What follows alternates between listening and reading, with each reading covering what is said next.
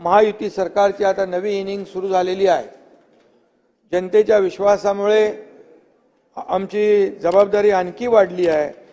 आता अधिक गतिमान आणि लोकाभिमुख कारभाराचं वचन आम्ही दिलेलं आहे आणि त्याचबरोबर निवडणुकीत देखील विरोधकांना चारी मुंड्या नाही ते जाऊ दे, आता राजकीय भाषण नाहीये,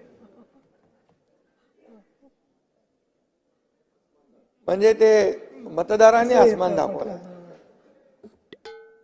2.5 वर्ष त्यांनी आम्हाला शिव्याशाप दिले, आरोप केले आणि 2.5 वर्ष वाया घालवली।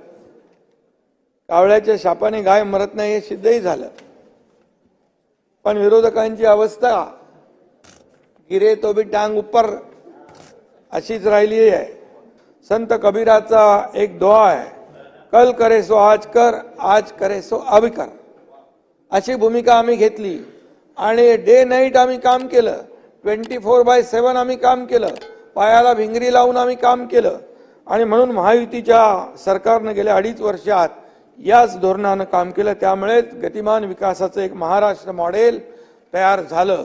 ही वस्तुस्थिती आहे। तुम्ही ती विरोधी पक्ष म्हणून तुम्हाला पटली तरी मान्य करणार नाही, हा भाग सोडा, परंतु त्या आधी काय चित्र होतं जरा आठवा।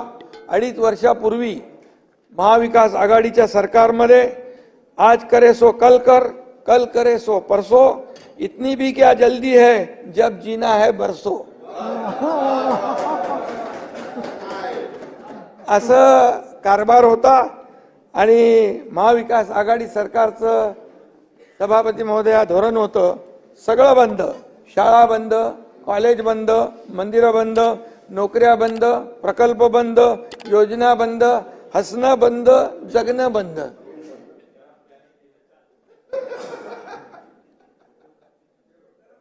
खोटं बोला पण रेटून बोला। बंद सम्राट घरात होते आणि फेसबुक लाईव्ह जोरात होते। त्यांच्या काळात हा महाराष्ट्र जणू समाधानानं जगणं विसरला होता। कुणी वैयक्तिक याच्यामध्ये घेऊ नये। आम्ही सगळे निर्बंध उठवले सरकार आल्या आल्या। पहिले तर सणांवरचा निर्बंध उठवला, मला वाटलं त्यावेळेस गोविंदा होता, आणि गणपती नवरात्री सगळं सगळं, आणि जनतेला मोकळा श्वास घेऊ दिला।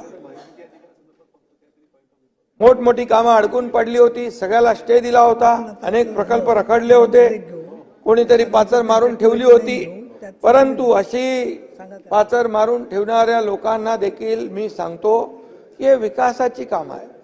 खऱ्या अर्थाने या विकासामध्ये सगळ्यांनी आलं पाहिजे। कुणाला विकास कुणासाठी आहे? फक्त सत्ताधारी पक्षासाठी? आमच्यासाठी आहे? सर्वसामान्य लोकांसाठी ही विकासाची गंगा आम्ही आणत होतो।